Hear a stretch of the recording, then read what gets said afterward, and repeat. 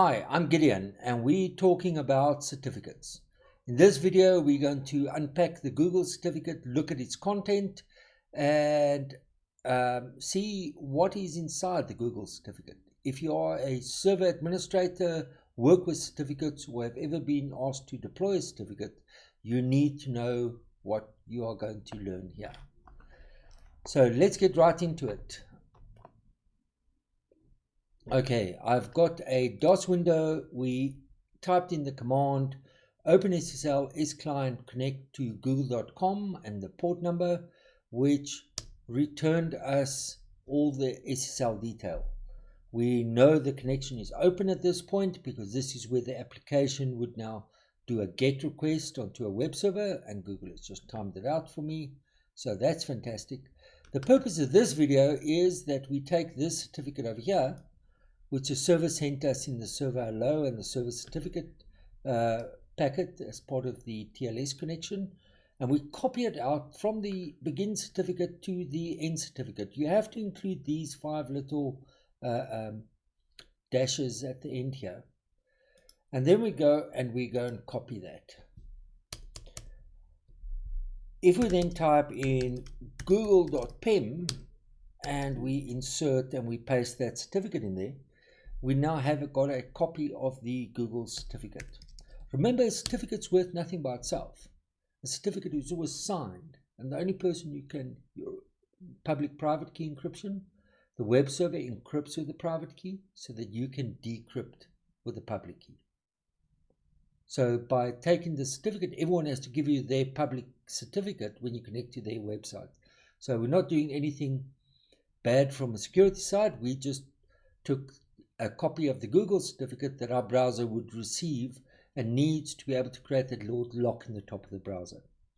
So we got the google.com certificate, we put it into google.pem. We now type in a new OpenSSL command, OpenSSL x509-in google.pem-no-out-text. This is a command everyone working with certificates should know. OpenSSL x509-in, the file name, no-out-text, which will give us a text representation of the cert. So let's scroll up here and have a look at what is inside the certificate. This is the actual certificate that Google received from its certificate authority to issue the cert.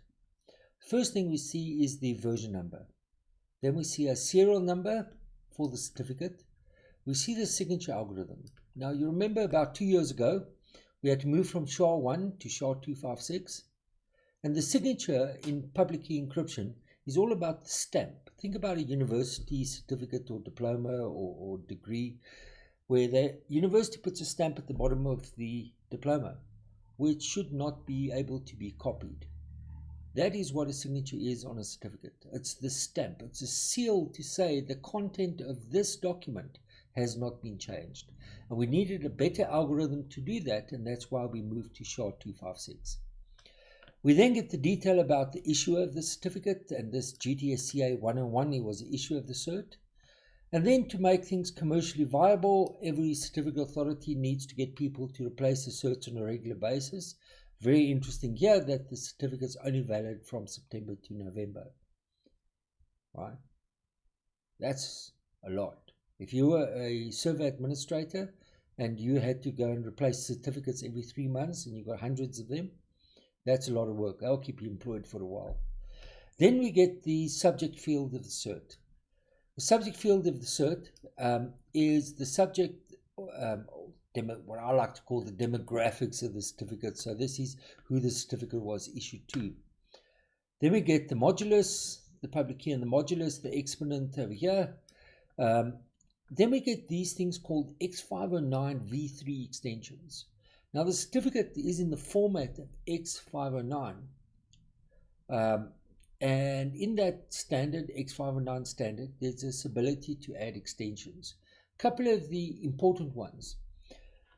So the key usage, critical digital signature and key encipherment, and extended usage of TLS web server authentication. This basically says this is a web server certificate. well, it was on www.google.com, so it probably is a web service certificate, but it looks like it based on these extensions over here.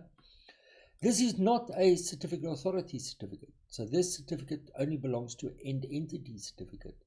Or in other words, it can't sign other certificates with this certificate. You need to go to a CA to do that. And the CA false identifies that. Very important, the certificate not only has a serial number, but has got this subject key identifier, which is a unique identifier for this key inside the cert. It also identifies the key of the person or the CA that signed it under the authority key identifier. Then to validate, when Google sends me the certificate, I need to be able to do an online certificate status protocol. In other words, connect somewhere using OCSP, which your browser does in the background, to actually validate if the cert is still valid. And this is the OCSP endpoint over there. We also got a CRL distribution point, which is down here somewhere, crl.pki.goog, and that's a CRL distribution point. Then probably in the last 2 years, the most important change in browsers actually don't look at the subject of the cert anymore, but look at this field called the subject alternate name. And the subject alternate name should actually be the URL for your website. Now, quite often, and in this case, it is the case, the DNS www.google.com is the same as the subject of the cert itself, which we've got in the subject field, this last common name field over here. But there's no reason for it to be like that. This is also where, if you get a wildcard certificate, imagine you can get a cert start.google.com and you can have any website. Fred.google.com can be secured with that, and your browser will actually get a proper log for it. So certificate authorities are very strict in their certificate policy on what type of certs they will issue to you and what validation they need to do to get certain certs to you. These policies are defined over there. There should be something inside here about where the certificate policy is as well, although Google don't seem to publish that. We probably have to have a look at the CA certificate to actually get that. But quite often, PKIs actually put in a URL for their certificate practice statement, etc. inside the cert. So that's really it. 2 commands: OpenSSL client, which is the command you use to download the cert and to validate the certificate that's on a specific endpoint. And then OpenSSL X509-in, which then takes the certificate file that you downloaded and then opens that up so you can look at the content of the certificate you obtained at that endpoint. Hope you learned something. Please watch the next video. We'll do more OpenSSL work to actually have a look at certificates and see how we can do various good things, both with TLS and with certificates. Thanks so much for watching.